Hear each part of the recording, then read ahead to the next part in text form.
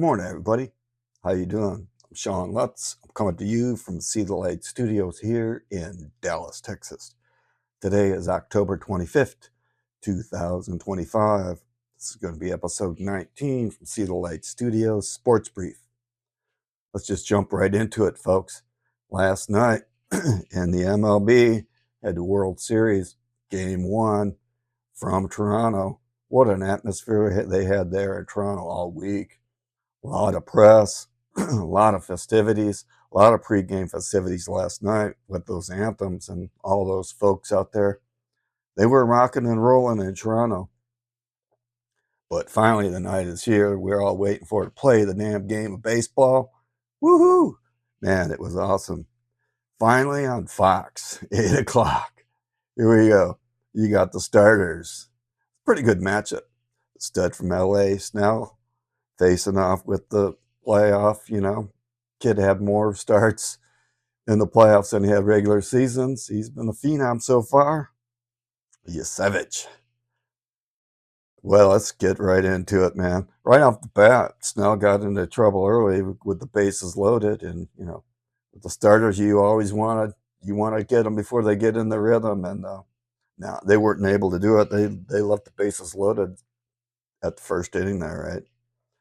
Then moving on into the second inning, LA ended up taking the lead out with the Hernandezes, both of them combining for a single RBI, 1-0 lead LA. Then that takes us down to the third, where Smith drives in Mookie for a 2-0 lead for the LA Dodgers, the mighty Dodgers of LA. Trying to be a back-to-back World Series leader. Stud field lineup. Man, they are awesome. They're up 2-0. They're on the road in Toronto. Toronto fans are getting a little bit antsy, but hey, it's early, right? It's baseball. You got to play it on out, and that's what we're going to do. That takes us into the to the fourth, where we had Varsho. 2-run shot. 423 feet, ties it up. Man, that brought the crowd to their feet there in Toronto. They're all amped up. They're like, hey, man, it's a clean slate. Let's get this thing going. Boy, did they get it going, too. Let's move this on into the sixth inning, man. What a huge inning for the Toronto Blue Jays. They peeled off 9 in the sixth inning.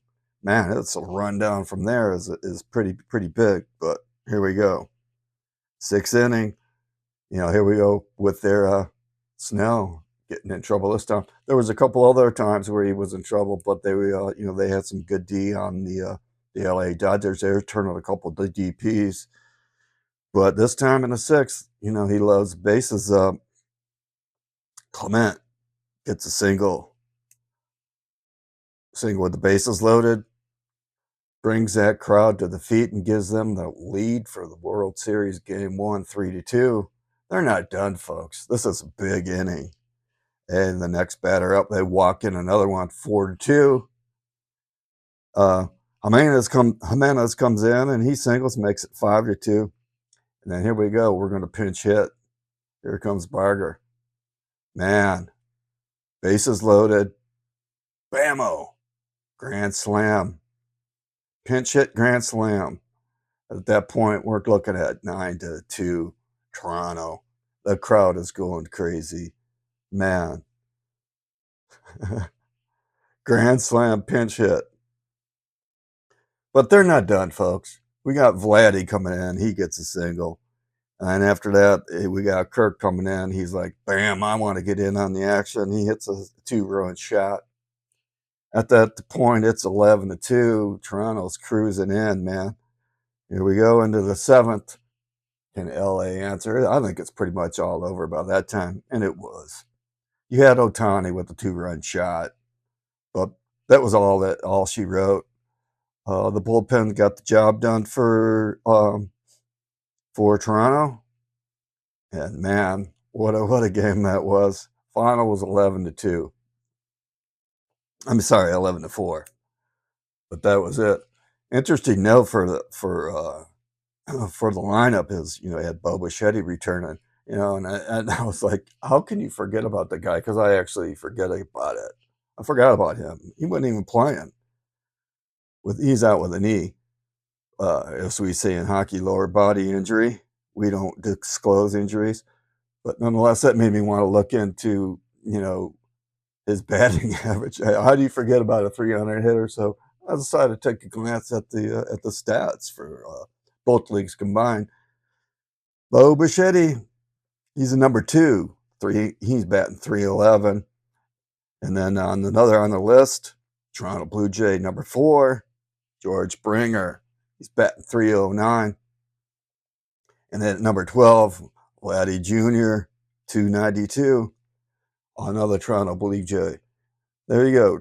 3 of the top 12 hitters are Toronto Blue Jays playing in the World Series, and they're getting it done, folks. On the LA side, you have Freddie Freeman. He's on that at number 9, and that's at 295 for the LA Dodgers. So could that be a little chink in their armor there? If you can get to their starters, it is, I guess. Just, batting overcomes pitching, pitching overcomes batting. Man, I just think that's an interesting tidbit. But that's going to bring us into the, game 2 tonight, folks, from Toronto. The starters are going to be Yamamoto versus Gosman. This is going to be an epic showdown tonight. We're going to see what's going to happen. It's I like the best of 7. I think that the winning the opener, I'm a 1-3-5-7 guy if it goes 7. But those are pivotal games in best of 7s, and I just like winning them. Toronto won that one. Can they pull some magic and get to Yamamoto tonight and head to LA for games 3, 4, and 5, up 2-0, or are the LA Dodgers going to square it off and even it up tonight? We're going to find out. But tomorrow, heading back into LA for 3, 4, and 5, is it going to be 2-0 Toronto, or is it going to be even up? We're going to find that out tonight, folks.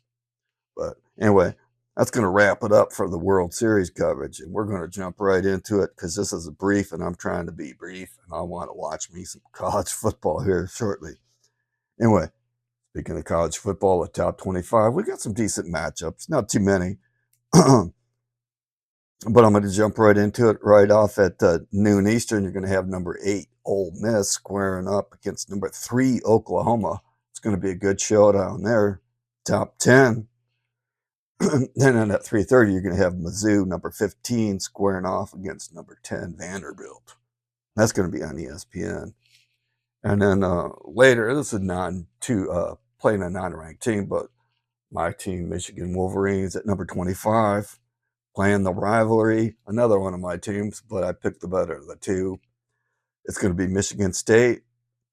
Michigan State. It's a huge rivalry for the fans in Michigan. But other than that, in college football, there's not a lot of matchups. You got some decent little rivalries, but they're not ranked teams. Other than you got like Tennessee playing Kentucky, that kind of thing. Michigan State, that kind of thing. But that's it for the college top 25.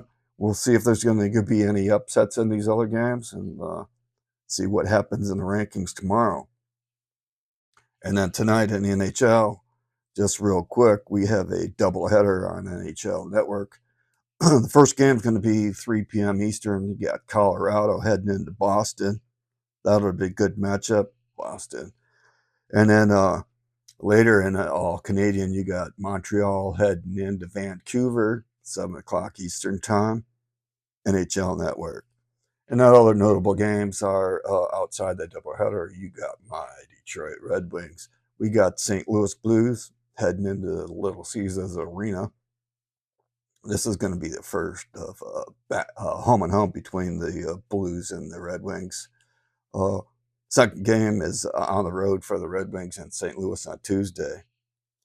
And then later, wrapping it up for the West Coast, or the Central Time Zone, but the later game is Carolina in my town of Dallas. Dallas Stars are my secondary team. That's at 8 o'clock Eastern. That should be a good matchup there. But that's going to wrap it up for this episode 19 from See the Light Sports. Man, it's an epic day of sports on Saturday, folks. I just want to say thanks for watching. Have a great day. See the light.